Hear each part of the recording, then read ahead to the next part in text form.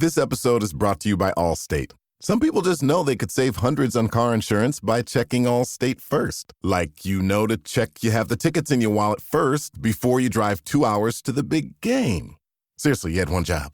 Now the closest you'll get to the 50-yard line is parking lot D. Yeah, checking first is smart.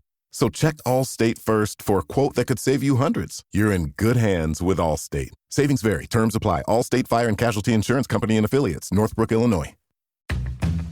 Slay the night with Best Dressed Halloween costumes. From a little scary to way trendy to coordinated looks with your squad, Walmart's got you covered. Find the costumes you love right here at Walmart.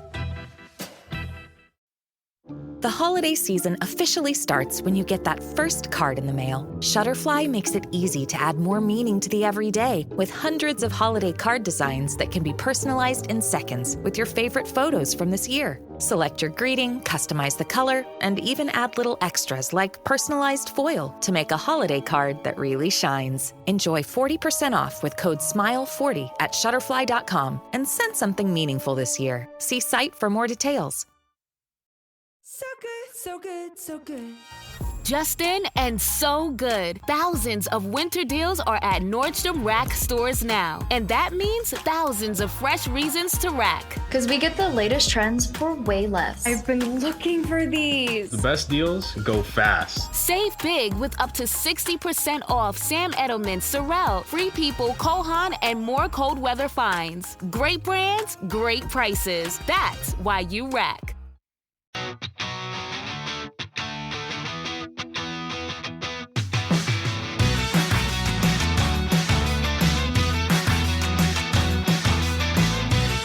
Welcome back to Rams Up, your favorite LA Rams podcast.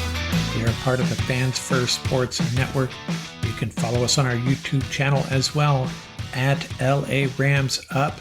I'm your host, Mark. I'll be joined occasionally by my football gurus, Paul and Ian. Let's get to it.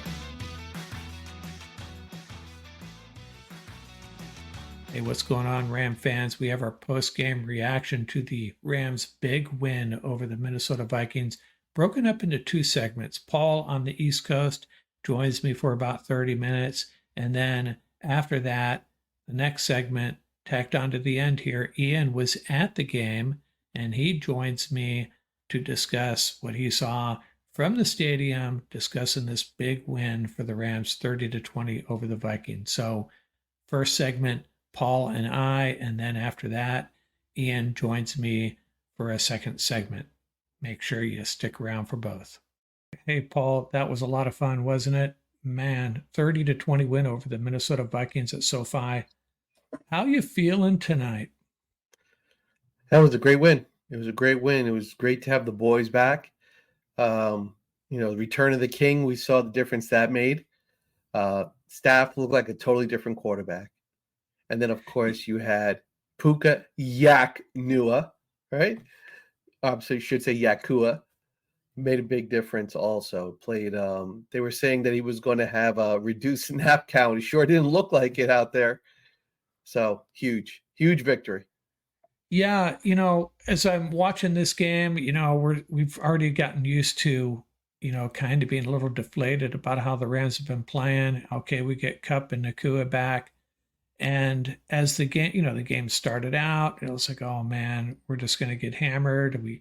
Offense kept on answering, and slowly, I started to realize we got our Rams back. We got our Rams back. They played well in every facet of the game, and man, it was just a lot of fun. And by the time we got into the fourth quarter, I was like, we're the better team by far, really the better team. Minnesota hurt themselves over and over and over again, but still, I think every unit, for the most part, maybe with one exception, played better than we expected, better than I expected. Yeah, you can just look at probably the most, to me, the standout difference was if you look at the quarter-by-quarter breakdown, the Rams scored points in every quarter. So once again, they did fall behind. We know that troubling trend has been consistent. But however, take a look at the breakdown quarter by quarter, 7, 7, 7, 9. So being able to not only keep it close, but then create that separation is what allowed them to win tonight. And, we're going to talk about all the great individual performances and everything else. So definitely shout out to, Puka Yakua, right? Yard after catch. The dude just simply refuses to go down after first contact. Return of the King Cup. Staff, as always, optimist. But a shout out to the two rookies on the O-line, Bo Limmer, Justin Dedich, played their hearts out against a very aggressive defense that's blitzing, stunting, doing all this movement on the line. So shout out to them. That's what it's all about. Battle, battle, battle to last man standing.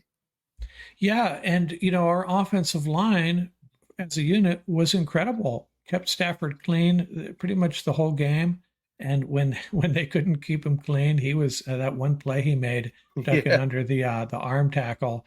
We don't see that from Matthew Stafford very often, but man, just over and over again, answering every shot the Vikings took at us, we answered it with one of our own, and slowly we kind of warmed down. And by the way, I gotta say, we'll get back to some other players that deserve shout outs, but it was kind of disappointing to me. I went to one of I think it was CBS Sports, and the lead story was the missed face mask call. And come on, that it was a missed call, I guess. It certainly didn't cost the Vikings the game, though. They probably weren't going to score there. But if that's what you want to write about, that's pretty sad reporting, in my opinion. There was a lot of good stuff to report from the Rams' perspective, especially. Man, what a difference Nakua makes, adding him to this offense, and an offensive line that played well. The edge rushers got it done. The secondary started out a little bit slow. I don't know. Tell me how'd you feel about the secondary those first two series? Was it just a matter of a good Vikings defense having some a good Vikings offense having some scripted series and taking it to us? Or what are your thoughts on that? I mean, I'll definitely have to go back and rewatch all the different quarters, but I will say right off the top, my first impression was in that first quarter was I cannot for the life of me figure it out why they are not in that aggressive defense. Their base defense is just getting chewed up game after game after game. Now, I will say this. The base defense played a lot better as the game progressed. So they did look a lot better out there with Spates and Boom as the two linebackers. Hummel got a lot of burn today. But, the defense as a whole, honestly, Shula really needs to just spend the entire week with the D-line and have them just practice tackling quarterbacks. They could have had at least 5 sacks. I have never seen this in all my years of watching football. I have never seen a team that is just puzzling, that has so much difficulty tackling quarterbacks. Clean shots too. So, yeah. But the physicality and offense, the Rams running game, shout out to. Listen, it was great to hear the announcers talk about it. When are people going to stand up and realize that Kyren Williams is a money back in the NFL? He is one of the prime backs in the NFL. He showed it today. Great job. And shout out to McVay. McVay breaking out the 12 and the 11. Ram Nation. Just a major, obviously we're going to talk about the roundtable later on in the week, but one of the things to really walk away from is the utilization of everybody on the roster. So they, just like we had talked about at our last roundtable, Corum got 4 carries today. Put that in with Kyren. That brings them up to 27 carries, right? You had 2 carries by Nakua. That's 29 carries on the ground right there. Bingo. There you go. And that's why the Rams had, they dominated the time of possession. The other aspect of it is they used Parkinson in the 11th set and they used Long and Davis Allen in the 12 set exclusively. So that was really nice to see all three tight ends getting into the mix. Parkinson looked like a different player, much crisper, much fresher, maybe because of the lack of wear and tear during the game. So that might have made a difference. But shout out to McVay for making that adjustment. Long time coming. And on defense, it's just once again Lake all over the place. Carnell Lake. Did you catch that? Say again? They called him Carnell Lake at one Carnell point. Lake, yeah, they called him his dad's name, a couple of times. That's okay. But, yeah. So Lake played great on defense. Verse had a great game. BY had a great game. Fisk holding it down in the middle. Kobe had a great game. Kobe Turner had a great game. Quiet. They didn't shout his name out a lot, but if you watched, man, he was in on a bunch of tackles, tough in the run. Yeah, and the Rams, for all their positives and everything, you just watch this game and you're like, if they had, and just to jump ahead a little bit now, so they got the Seahawks game. If they can even their record to 500, think about it.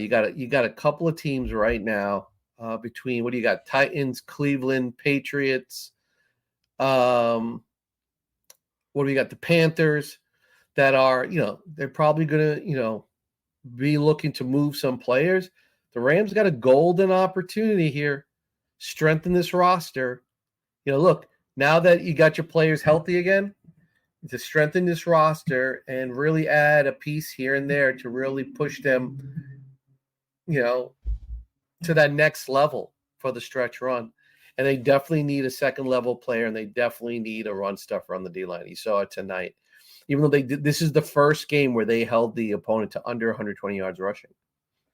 Yeah, and it was just such a different feel, and it took me a while to totally get behind this effort. I was kind of being very pessimistic about where this game was going to eventually head, and then finally, seeing Puka and Cup out there, it's just a different team, and it's potentially a really good team. And I think if they address a couple of the things you were saying, you're pointing out, especially along the defensive line and maybe an inside linebacker, they're going to be in really good shape. And McVay already said after the game, it's kind of annoying. Now he's saying, I don't have the quote in front of me, but it was something to the effect of, yeah, we were talking to some people about moving Cup, but there's also a lot of bad information out there. It's like, they're just messing with us at this point, Paul. They're just messing with us. Yeah, I don't think Cup's going anywhere. Did you see Stafford? Every time there was a clutch moment in the game, he looked right at Cup. He looked Cup's way every time. Same thing with Puka.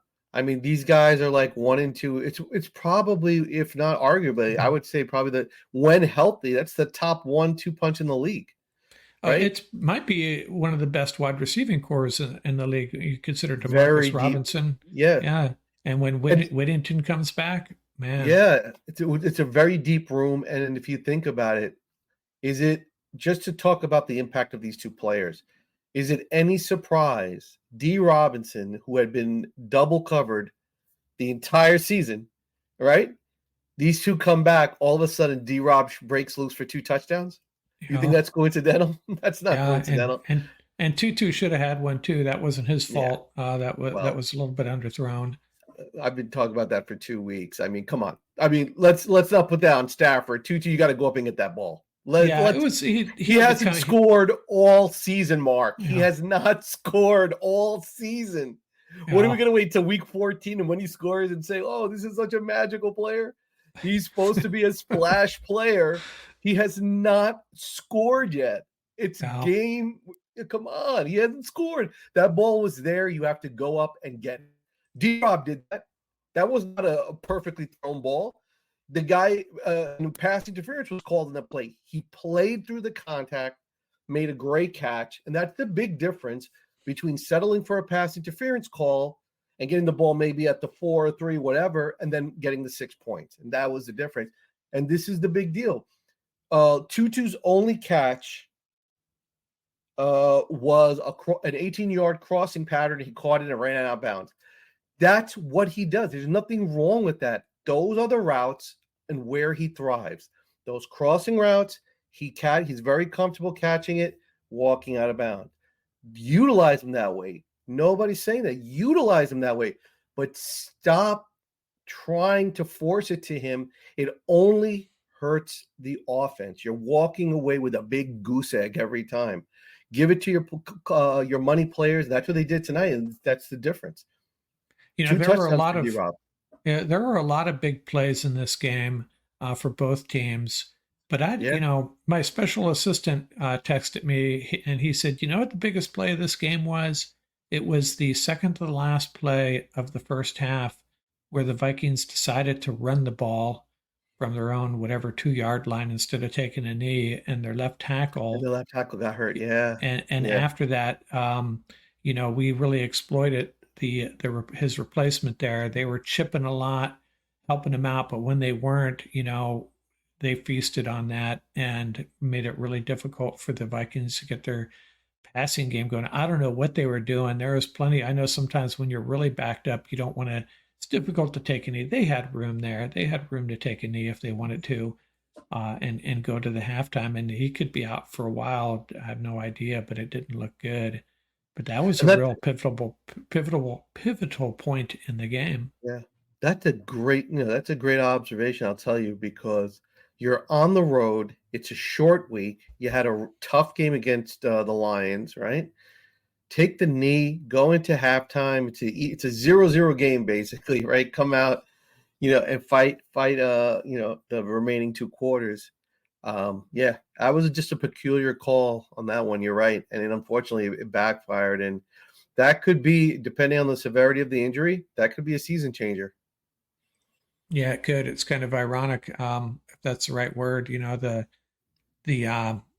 Their divisional rival, the Lions, lose their best pass rusher and then move forward a week or two, and the Vikings are losing their left tackle. So a lot in this year is, as if there's anything that's really marked this season, it's been the injuries, just key injuries across the league. It's really kind of a bummer. A lot of teams playing with second, third stringers in some cases. And what's kind of interesting from the Rams' perspective is they seem to be a team that's already gotten through that, hopefully the worst of it, and now they're starting to get healthy. So that's a good thing. Yeah. So they're definitely on the upswing, and knock on wood, right? Let's remain hopeful that the injury that are behind us. But this is football. Unfortunately, that's just not going to be the case. Injuries occur. This is a game of attrition. You have to be prepared for it. So the Rams, if there's one positive to come out of that, the rough start to the season, is a lot of their players that are quote unquote considered reserve players have had a chance to play, right? And get that valuable play experience. So that's going to pay off down the road if they have to if they're thrust back into the starting lineup again. So that'll be huge. But and they've also figured out what doesn't work, which players don't work. Yeah, that's exactly right. Unfortunately, and I won't name any names. I'll leave that for another day. But there's 2 or 3 guys that I think have found themselves on the bench and will remain there unless things take a turn for the worse. But man, exciting win, fun win. I took a moment I was thinking about this performance, and I haven't given a lot of thought to this, but I went through real quickly and assigned some grades to each of these units, and they're probably off. The point I'm trying to make here is virtually every unit stepped up, and we'll go through this on the roundtable, and I'll let you and Ian maybe take another hack at it after you watch the film. But it's really impressive how every unit stepped up. Even Ethan Evans, who do you give game balls to this? If you're Sean McVay in that locker room, who do you give game balls to? It was probably about 20 guys. And that's the problem with giving out game balls. And I've seen this in the workplace where, you give a shout out to 3 or 4 guys, and the one guy that, man, he really busted his butt too and gets overlooked, and that could happen. I don't know. These are professional athletes. They don't lose sleep over this stuff, but there are literally, I could name 15 guys on this team that you could make an argument for getting a game ball. I won't start down that road, but a bunch of guys played really, really well. But you're absolutely right. And I think that's the sign of a good team, that in any given game, you're like, all right, who's getting the game ball? There's so many worthy candidates. That's a great problem to have, where in the start of the season, you're down to like the same 3 or 4 guys, right? So, I mean, right off the bat, I mean, it's a shared game ball between Didich and Limmer. I mean, Limmer to me is just the Rams player of the year. What he has done to salvage the season for the Rams. I mean, I think I texted to you late in the fourth quarter. I mean, there was one play, he finished a run block and he was on the ground for like a solid 30 seconds. He was just exhausted. You could just see it, playing his heart out as a rookie. And then Didich next to him, clearly looked like he was overmanned. He was outgunned last week and this week. You could definitely see it, but he's still battling. And then 1 or 2 plays, there was that one play on the quick throw to Yakua, right? Yard after catch, right? Yakua. He catches it, and who's out in front? Didich. And I was just like, there it is, kid. That's how you do it. Because, think about it. He was the 3rd string center, forced to play left guard. He's definitely given up, a solid, what do you say, like 20 pounds, 25 pounds, right, to the D tackle. And to see him running out there, man, it was a great thing to see that. That's what it's all about. Battle. Doesn't matter where you are on the roster. And to your point, like, what's expected of you? Do you rise to the occasion? That kid really did. So he really did. Alaric Jackson had a great game today. And on the right side, the money guys, the Hammerstein monster, and then you got our buddy K-Dot. I mean, just holding it down. We've kind of forgotten about him. And there was one play, I should go back and look at it. And I don't know who the ball carrier was. It was a little a setup play on the left side, a little short pass, might have been a screen. I don't remember, down the left sideline. It was a 15, 20-yard gain. And Kevin Dotson was down there. The right guard was had a full head of steam, laying people out, so that's good. It was awesome. And, Boom played a great game. They put him, because Reeder was out, so he had to play that quote unquote, that Mike. And then they had Omar right next to him. Boom. So Boom played, Boom played tough tonight. Spates, he looked okay. Nothing, his first time start. out. Yeah. Yeah. We'll see how it progresses. Hummel got a ton of burn today. I was shocked. Hummel got a ton of burn today. I think that were him and Spates splitting the snaps basically alongside Rosebone.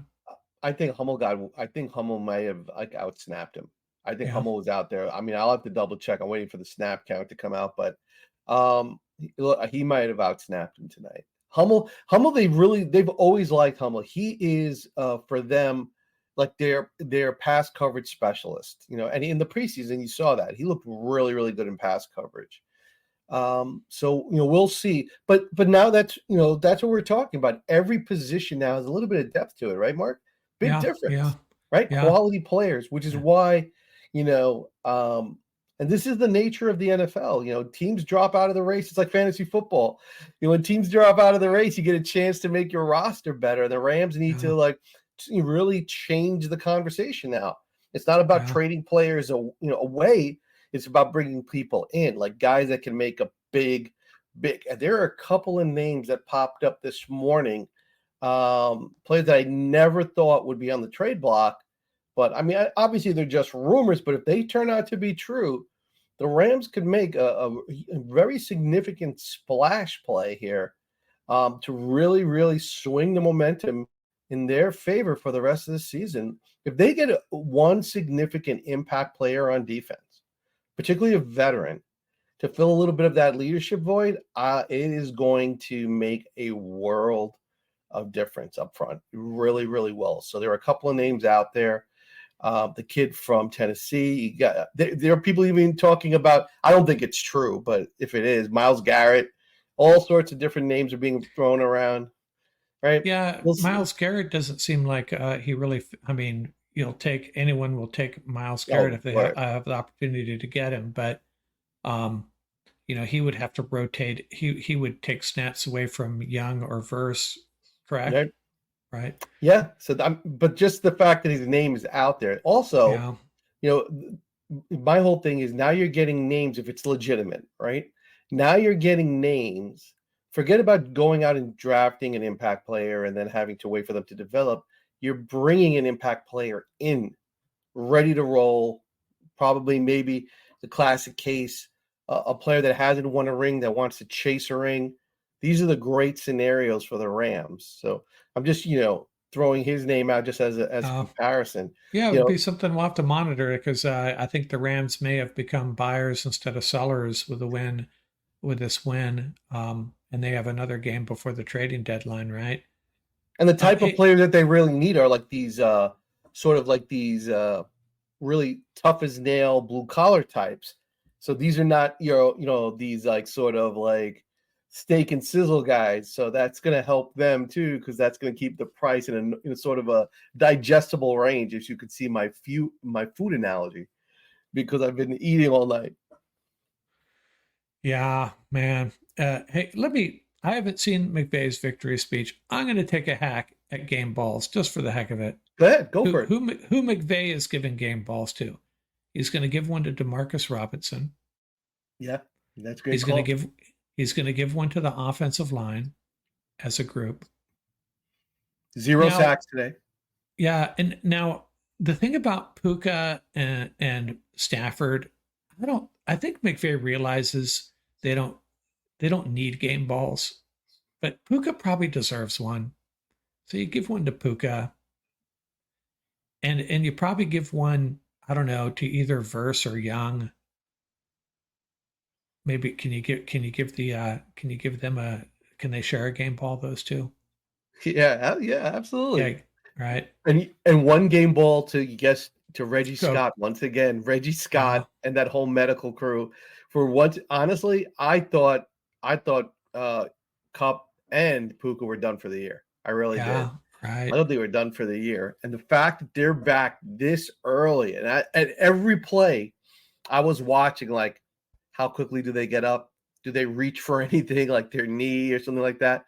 And that last play to Kupp, when he accidentally stepped out of bounds. First of all, that was a terrible call, but we'll keep it positive.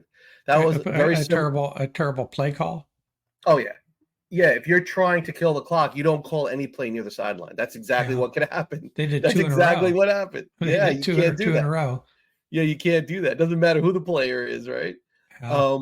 Especially players who haven't played in a while. But that is the same, very similar to the type of play that Kupp got hurt on. And as you saw, the player did the same thing. The drop, the hip, same thing. Just missed his ankle by a couple of inches. I was like, ooh. But man, these two made such a big difference having those two back, and it's just a different vibe on this team when you throw those two guys out there with an offensive line that's playing well. Matthew Stafford, Kyren Williams. Man, that's a dangerous team. It's a dangerous team. Really and is. What do you think the locker room is going to be like come next practice? Seeing these guys out there, every player on this team is going to have a different mindset. And in the coaching room, there's going to be the conversations, I think, are going to get real now. Playtime is over. I think it's time for McVay to start saying to a couple people on the coaching staff, let's get this straightened out. Let's play 60 minutes on both sides of the ball, right? No lapses. When we need big plays, we need to get big plays. Get all this straightened out. This is the benefit. This was a short week, and this is why it played in the Rams' favor, right? Now you have almost like think about this, Mark. This is like a second bye week almost. Yeah. Does it not? A mini bye. Like a second. That was my whole point. This is like a second bye week going to that Seattle game, right? Use it to your advantage. I mean, what is the trade deadline? November 5th, right? So I would make that move this week. man, I would make that move this week. Nothing is going to change, Mark, between this week and next week. The guys are who they are, right? I'd be interested to see what the spread on that game is. It's probably going to be it's probably going to be a 1 or 2 point. Maybe Seattle will be a slight favorite, but I don't know if you noticed. You think so? Yeah, just because it's in Seattle, right? Is it in Seattle? Off the top of my head, I don't remember. I gotta double check. It might be. Might be right. Yeah. And I don't know if you were following the odds on this game. It was really interesting. Started out at 3, got up to 3.5, and then it got all the way back down to 2.5. And now I was talking to my special assistant who understands odds much better than I do. Now, he said that his data showed that 90% of the bets were going on the Vikings to cover, but the spread actually went down. And so what does that tell you? That tells you the sharps are betting big money on the Rams. And I think it goes back to one of the 2 trends I talked about, because I know they love those trends, traveling from a Sunday to a Thursday across 2 time zones to the West Coast, 4 wins, 16 losses. Now, I don't know if this Detroit thing, the gamblers really pay attention to that trend. If anyone missed it, every team that has played the Lions has bounced back the next week with a loss, and in most cases a really bad loss, including the Rams. After they played Detroit, they got hammered by Arizona. So there's 2 trends, and the bone uniforms. Rams have a stellar record in the bone uniform, so it's obvious the Rams are going to win. It was just staring right at us. So there you go, spoken like a true sports fan, right? Yeah. Look for those things, and the real bonus here now is, and I was surprised the Rams didn't come out with like a Dodgers logo somewhere, right? Considering tomorrow's World Series game 1. You saw what Hoyt did, right? Yeah, Hoyt did the home run in the LA sign, right? I think there it was. You go. That's why Hollywood is the man. Yeah. Hollywood is the man. When they re-signed him, I was the happiest guy. And I was so happy. I did a pet peeve. I haven't done any sports pet peeves in a while. I do that on the podcast during slow times, and I've probably done about 50 of them, just really things that really annoy me in the sports world. And one of them is, do you always have to show the Santa Monica Pier every time the Rams are playing in prime time? Do you really have to? And Al Michaels, who's an LA guy, actually said, did you catch that? He says, you know what? We usually show the Santa Monica Pier. We got another view for you. Hey, Laguna Beach. And it was a beautiful picture of the cliffs and the houses in Laguna Beach. So that was a nice change. I know most Ram fans could really give a crap about that, but God, there's more to LA than the Santa Monica Pier, people, and the Hollywood sign, but whatever. Yeah, I mean, look, it's a great win. At the same time, the coaching staff has to, they have to remind the players, look, it's just 1 win.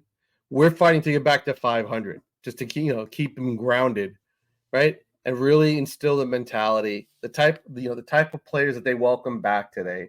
What type of players are these? Hardworking, committed to the team, never quit, just tough as nails.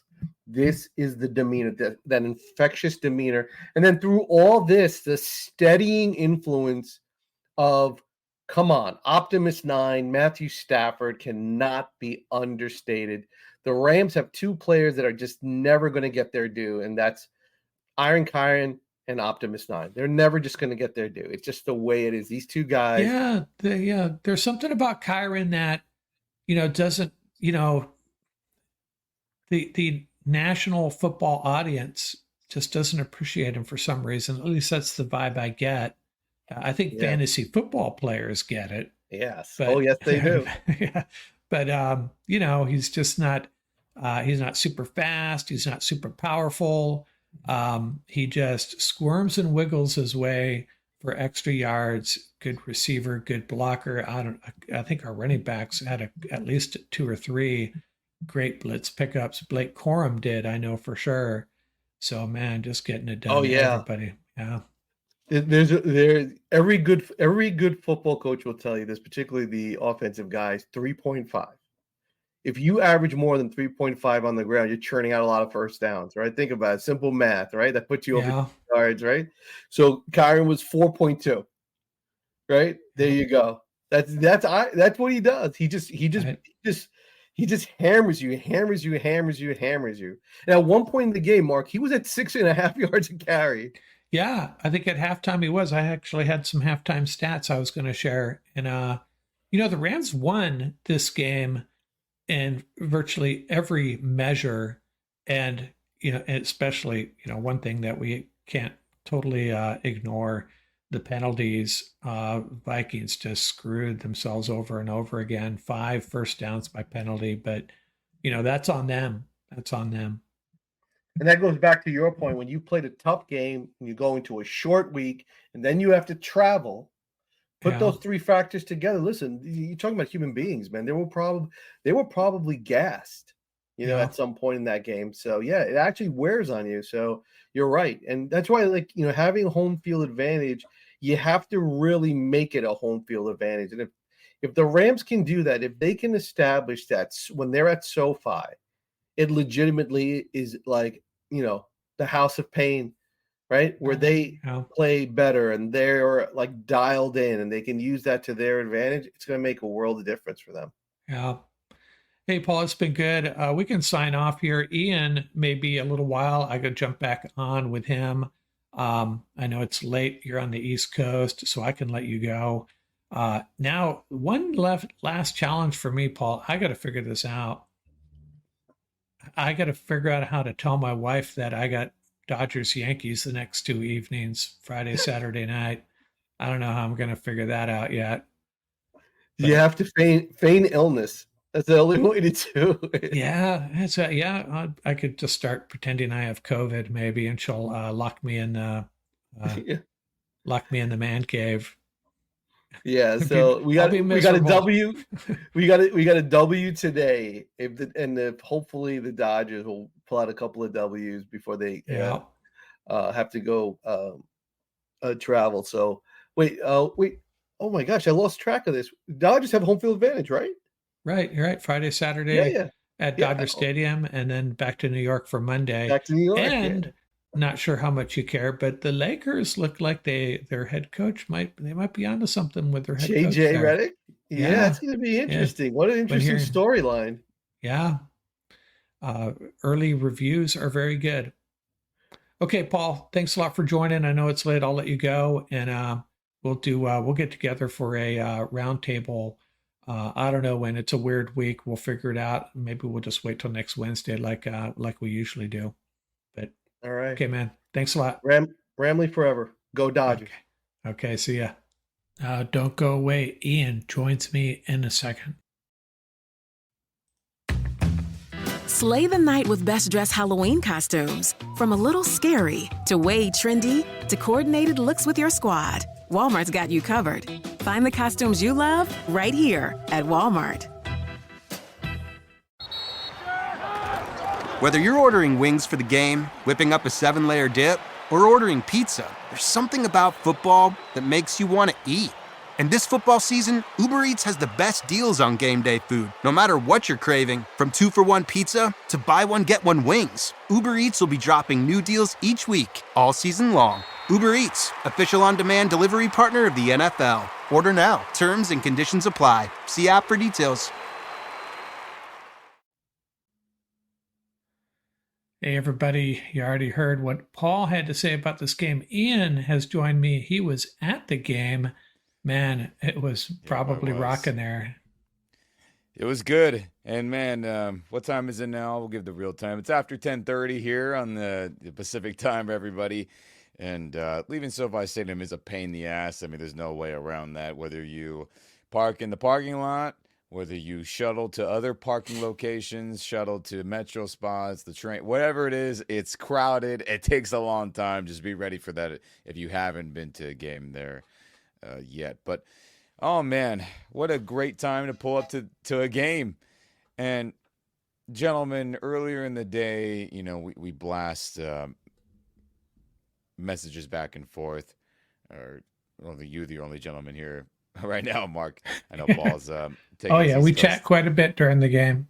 Oh yeah, and we were like, "Holy crap!" Reports from Tom Pelissero, our friend Jake Ellenbogen of this channel here. He's a friend of ours, and then both of them sharing the news that Puka was likely going to suit up and get some action. It was like, holy Crazy. crap! I can't believe it. And we talked about the roundtable not too long ago of how it would be very, very unlikely, and I said it's not happening. They're going to give him an extra day of rest, but Sean McVay said it in his post-game press conference after the Vikings win, where he's like, Reggie came to him early on Monday, and he said, Nakua's looking good, and everything's checking out. We'll do the practice routine of tests, movement drills, and see how he does. Went well. McVay says, hey, we got him out there at practice. He was running good, looked good, and he said, F it. We're rolling. And they rolled him out there, and it wasn't in a limited role. Gosh, after that first drive, what do you have, like 3-4 catches? And it was like, all right, he's totally in.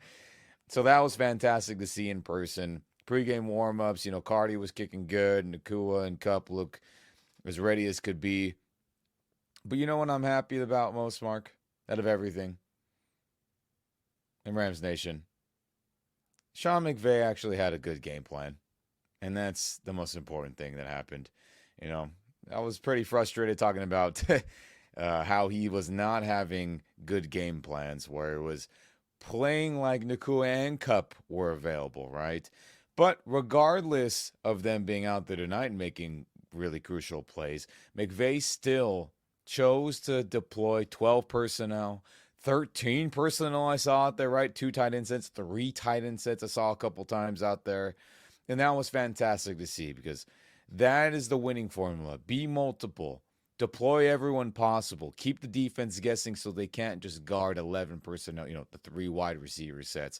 So that was absolutely fantastic to see offensively. And, hey, good play designs, stuck with the run, play action pass. And then Matthew Stafford didn't get sacked at all, from Crazy. what my memory says in the game. No, he did not. Fantastic freaking job by the O-line. Dedich played insanely better than he did this last showing against the Raiders. It was 9-day difference just based off what I was looking at with my own 2 eyes in person at SoFi Stadium. And man, oh man, we needed this victory to stay alive, and I'm glad Nakua and Kupp are ready to rock. And also based off Sean McVay's comments about how a lot of the falsehoods of trade rumors were out there about Kupp, and a lot of stuff out there wasn't true. He said in the post-game press conference, I'm glad to have Kupp back, and I anticipate it staying that way. So I think Kupp's going to stay around for at least another week at the minimum. And that's good. Yeah, it's almost like the Rams generated this drama, this gossip, if we want to call it that. It's really confusing to me. Maybe they just enjoy it. Maybe they just like getting the fan base spun up, getting some headlines, getting their team in the news. But kind of drives us crazy. But, I don't want to regurgitate too much of what I already discussed with Paul, but one of the big takeaways for me was, as the game evolved, the Vikings drive down the field and score. We answer. They drive down the field and score again, and we answer. And I'm thinking, we're not going to be able to keep up with them. And then as the game started to evolve, I start to realize we're the better team. We really were the better team. Now, the Vikings screwed themselves with the penalties, sure. And I think the missed face mask at the end there, they probably weren't going to score anyways. And it was a missed call for sure. But come on, there's bigger takeaways from this than a missed face mask with 1.5 minutes left in the game, in my opinion. Yeah, for sure. And we'll get to defense. And how about that? When Cam Curl banged his knee in the first drive of the game, I was like, you got to be freaking kidding me. And everyone in the stadium was like, it just had that bad, like, oh, is it going to be one of those days? And obviously their first couple touchdowns on pretty much the same concept, which would be, a delayed, shorter crossing route or drag route to the opposite side of the field, where, Sam looks right and then throw left. When that happened twice in a row on touchdown drives, I was like, gosh, dang it. But we matched it, and after that, it wasn't too much more success, luckily. But Cam Curl did come back in. That was a boost. And the cheetah package, man, that we talk about on here all the time, and the dime cheetah package, 6 defensive backs, plus, having all the speedy linebackers, outside linebackers, did us good on many instances. And then once their starting left tackle was out, I mean, Jared Verse was just absolutely dominant, and he was freaking fantastic. I loved earlier in the game where he's doing the skull chant to troll the Vikings fans, which, respect to them, there was a decent amount. I wouldn't say it was 50-50 or 60-40. I would say maybe it was more 70-30, 65-35 if I'm being generous with how much Viking fans were out there in the stadium. But it was good to see that troll by Jared Verse, and good to see the defense come up clutch in some big moments, because definitely I felt like, Justin Jefferson is going to have 200 yards on us based on how those first couple drives are going. But, he was neutralized for the most part. Pass rush got there. Game didn't gash us. Aaron Jones had some decent yards per carry. I mean, they probably should have fed him more, but, O'Connell being a pass-heavy guy, just naturally like McVay, I mean, they just stuck with that mold, and luckily, we were able to get home on Sam Darnold, cost pressure, cost him incompletions. Their penalties set them up backwards. And no doubt about it, Rams Nation, the crowd there was good. Our own fan, there was actually a home field advantage, no doubt about it. I'm sure that was the first time, our rookies felt that. This specific group of Rams felt that this season, with obviously the Niners being the first home game. Then we had the Packers as a home game, the Raiders as a home game, and those fan bases do match ours in terms of attendance level, no doubt about it. But this game definitely felt like it. The sideline was juice. You saw the defensive players, looking to the stands like, let's go, keep getting louder, and it was good. My voice is probably a little hoarse, and it'll probably be gone tomorrow, when I wake up. But a little tea later, I'll live, and it was great to be there. I'm glad I pulled up at this game to see everyone, perform at their best ability, and especially Cooper Kupp, Nakua back. I mean, that was a huge boost, and the crowd went nuts, because every game it flip-flops, whether it's going to be defensive led in the intros of the game when they call out players one by one, or offensively. They don't do it all at the same time. They flip-flop every other game. It just so happened that the offense was going to get the extra attention during the tunnel lead out. So, O-lineman get the individual call out, running back, and then Nakua and Kupp screams and cheers were loud, and obviously Stafford, the quarterback, being last. So, fate of the universe, Mark, and Rams Nation. Yeah. It just everything came together. I mean, whether it was on purpose, whether it was not, whether the football gods bless us. So, if it's a little bit of all of that, we don't win that game without Nakua and Kupp making big-time catches, big-time plays. There's just no doubt about it. But the season's alive. Everyone felt good. Everyone's, chanting, go Dodgers next after, everyone's leaving the stadium, feeling good tonight. And, man, oh, man, I feel I'm happy to have been there tonight, and happy to feel good about things going forward. Again, I did pick them to lose, but wasn't expecting Nakua to have over 100 yards or whatever he had. I wasn't expecting Kupp to have, clutch catches and all that. I didn't expect the O-line to give up 0 sacks against a Brian Flores defense. I didn't expect our pass rush to get home on Darnold a bunch. I mean, everything that needed to happen happened, and what a great atmosphere was it so far. Yeah, talking about our edge rushers getting home, Paul and I talked about this a little bit, and I thought perhaps the biggest play of the game, one of the biggest plays of the game, was that second to last play of the first half, where the Vikings decided to hand it off, and their left tackle gets hurt and is out of the game. Yeah, that was a big deal for sure. Yeah, kind of a strange call. I know teams do that at times, but take a knee, go to the locker room. They'll be ruining that for quite a while, I think, losing their left tackle. I understand it. Truthfully, Aaron Jones has that home run ability if he's got a crease. And there was a couple of times I was like, uh-oh. And then obviously we were able to swarm and can, stop him from getting even more yardage. But he has that ability. If he breaks away, I mean, he can make people miss. He's got great juking ability. I mean, he can definitely make somebody miss in the open field. So, it's like, hey, let's give it to one of the best, a Pro Bowl running back and see what he can do. So I understand it, but it's just, just like our luck throughout this first, quarter and some change of games of injuries, that was just an unfortunate bad luck play for their one of their best linemen. So, we suffered through it. and people don't care. I mean, it's the same thing there. You play who's out there and you try to win the games. Nobody gives a damn who's hurt and who's not. I mean, it's a factor, but you got to overcome it, and we couldn't overcome it for weeks. And obviously it hampered the Vikings definitely in this game, but they still have a lot of star-studded players and their line's still pretty good in general. So no excuses. We got it done. We were the better team, and I'm glad we pulled it off. But gosh, that was good. That was a great atmosphere at SoFi Stadium, and we needed that big time. And I hope this propels forward for future home games where the players can feel that. Yeah, the how things have flipped in just a couple of days. 2 days ago, 3 days ago, we talked and we were like, "Oh, Rams are gonna sell out. They're gonna trade Cup. This is not gonna go well." And now to our credit though, we did say if they win this game and the next, then it's full steam ahead. But if we lose this game bad and then we lose the Seattle game, then it's toast. So we're halfway there to for things being full sail ahead with this group, And I mean we have Seattle at Seattle, and then New England, winnable. And then Monday Night Football against the Dolphins.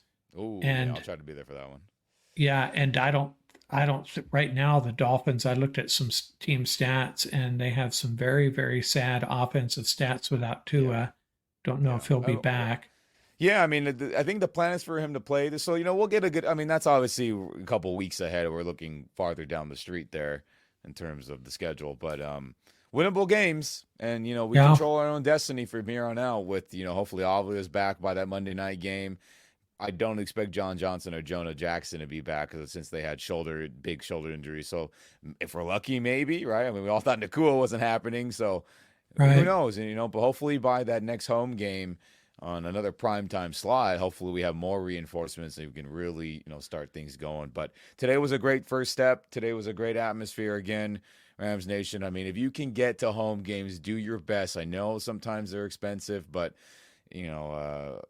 however you can get there and support in the stands, standing room, whatever level you can get there. I mean, it's a big deal, and getting a home field advantage for the future to rally off wins is going to be a huge deal.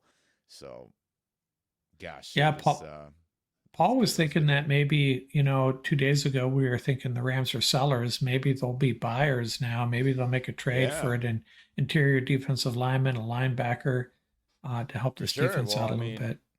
When is the trade done? November 5th. November 5th. Interesting. So, okay, if I'm doing a quick little Google search real that's 2 days after the Seattle game. Okay, so perfect. If we win these next two, if we win this next week's game, if we win the next week's game, we definitely have up until the final hours to make a trade. And Les Snead and them, they'll be on the phones on that final day, which seems to be a lot of action most days. It feels like, right, that kind of the day period where things really get hammered out. So if we win in Seattle on the following Sunday in a week and some change, we're definitely be in that mold, because maybe Cleveland folds more, right? Are they selling players? Obviously they're already, they already bailed on Amari Cooper. Does Tennessee have more players to give, right? Do they have somebody to share? Because they're already barreling on a couple players. Things are available if we handle business in Seattle, which is good, which is a very good sign. So. I just have to think that the Cardinal Nation, Seattle Nation, 49er Nation are not happy with what they saw tonight. Oh yeah. They're just like, gosh dang it. Definitely. Look at, Arizona has the current tiebreaker over us, but we play them in the final game of the season, so we can, handle business there. 49ers definitely got to be like, I can't believe we blew that against them earlier in the year. And, if they make a couple catches here and there, then they probably do beat us in that game. But they didn't make the plays, so we won, right? And I'm sure they're pretty pissed about that being a tiebreaker decision in our favor and that at the moment. So, hey, got to beat Seattle. It can't be like how we beat the Niners, right? Everyone was feeling good. We all were talking like, yep, here we go. And then we laid an egg in Chicago with a crappy game plan offensively, and defense just made a couple just boneheaded errors here and there that lost us the game. No different coming up in Seattle this next week. It's got to be the same mentality of like, the game plan we had against a good defense, and the Vikings got to treat it the same against another 3-4 scheme with McDonald and his new defense that's, hasn't looked good most weeks out of the year. So we'll see, but no doubt about it, Rams Nation, tonight was good. Good energy. SoFi Stadium was popping. I have to ask you. The first home field advantage of the season, for sure. I have a suspicion, and maybe you can confirm this. Minnesota Viking fans, they're Minnesota nice, are they? Are they?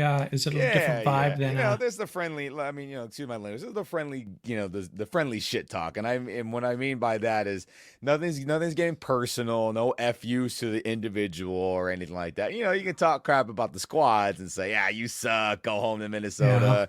Yeah. It's not getting personal on an individual level, right? That's what I say. The friendly sports shit talk. That's all fair, right? Screw the Rams. Right. Screw the Vikings. Go back to Minnesota. Thanks for coming. Thanks for flying out here. Doing the trolling of the skull like Jared Verse was. There's a lot of that stuff going on. As long as you keep it just team to team, that's fine. So there was a lot of that going on, equal ways, which is cool. I mean, I had some conversation with some Vikings fans about the state of our teams, and everyone was cool. I mean, hey, if you keep it team to team with the crap talk, all is well, right, everybody? You can't treat it that serious. Well, you come to blows, which I get it. It happens. I'm sure there's some people beefing hard today. That's any sporting venue where there's 70,000 people or more. There's going to be a couple that, a little too much beer, a little too much this or that. Things get a little chippy. I get it. But all my interactions with any Vikings fans throughout any of the games that they've been around in, 2018, this game, is there another game I'm blanking on? I don't think they've been here since at the top. I don't think so. Yeah, I think it's 2018. My interactions have been fun. Just a friendly sports shit talk, which is how it always should be. Good stuff. Yeah, right. So it's been good. Yeah. Hey, good report. I feel so much better about where this team's headed, and Sean McVay has already said, hey, that stuff about Cooper Kupp, there's a lot of misinformation out there, and I'm like, where's that misinformation coming from? Yeah, I think some of the reports saying the Rams were calling teams. Remember, that was one of the initial thing. Yeah, I think maybe that was probably BS. But McVay did said, hey, people called us and we had conversations and we kept the players in those. We kept basically said we talked to Kupp about we weren't going to keep them in the dark about it, but he said, hey, I expect him to stay around, basically, which is good. And I feel like if I'm a GM. I'm taking any call. And, I'm never not taking a call, so if someone's going to call about Cooper Kupp or Matthew Stafford, I'm going to listen. Yeah. I may hang up on them, but I'm going to listen. And of course, then you tell a reporter that, hey, 3 teams called and we had a conversation, and they run with that as a headline. It's like, I'm just doing my job. I'm a general manager. I have to always be looking at ways of improving my team. And nobody is untouchable, really. Now, as fans, as I had this conversation with my son, we would hope that Isaac Bruce's and the Cooper Kupps of the world and the Aaron Donalds of the world would truly be untouchable. But with this franchise, that's not really the case. No, it's not. And, we say this team, the McSneed, the McVay, Les Snead combo, the McSnead combo is they're savages. They'll bail on anybody at any time, no matter what their pay scale is and what their stats of the team. So we'll see. We'll survive it for another week. But if we get slapped around in Seattle, then things could change again. It's about historically this trade deadline little zone we're in right now, right? Look good before the trade deadline, and everyone will stick around. And that's the key, right? Yeah, 3-5 is suddenly not so great. But we do historically play pretty well in Seattle over the years. I think we're over 500 in the last 15, 20 years. Oh, yeah. McVay's win-loss record against Seahawks is pretty outstanding. It's only the Niners record that's pretty bad. But, the games that mattered, we've won, luckily. And, big game coming up. But extra rest for Puka and Kupp. Those guys get banged around, and everybody, man, to feel good going into the Seattle game where we can get into first place in the West. Holy crap. I know. After what all we've been through. Yeah. Yeah. Thank God. And what's my last thought? Shout out to McVay. Son's birthday. They put on the Jumbotron. Right. Right. Oh. And then, also him becoming the winningest coach in Rams history. Again, McVay pisses me off most times out of the year, or especially this season, in a lot of games where I'm just like, what the hell's going on? But he must have heard my F-bomb rant in the last roundtable where I was like, give me 12 personnel. And he gave me 12 and 13. Yeah. So, I mean, crazy. That was fantastic. And hopefully that will be the model going forward to win games offensively. And I think that'll be a good Yeah. formula. They are definitely getting more people contributing, Hunter Long, Blake Corum, Davis Allen. I don't think he had any targets, but he had a lot of snaps, and Jake Hummel's out there.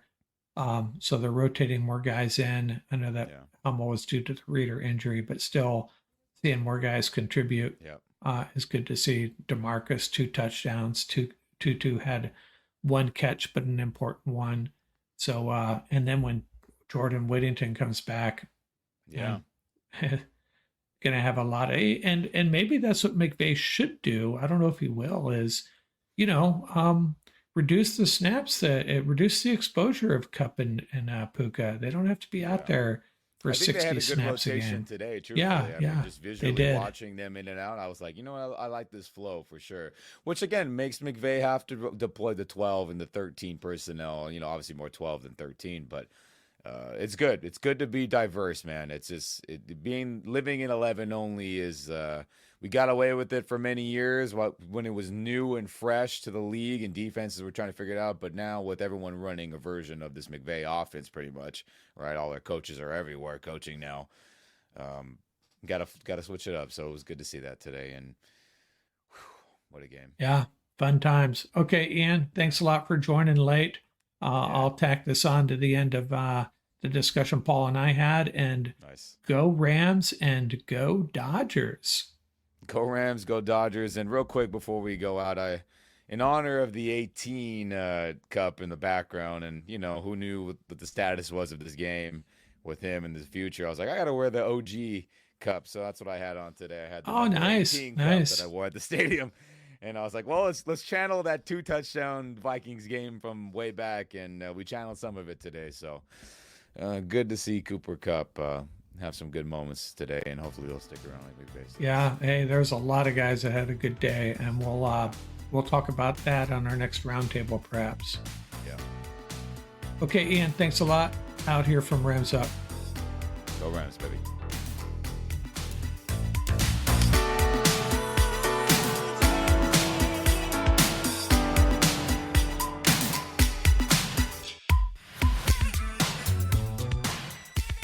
That's going to do it for this episode. Remember, you can reach us at ramsuppodcast@gmail.com. And don't forget about our YouTube channel. Our handle is at laramsup.com. Till next time, keep the horns up, stay safe, and have fun out there.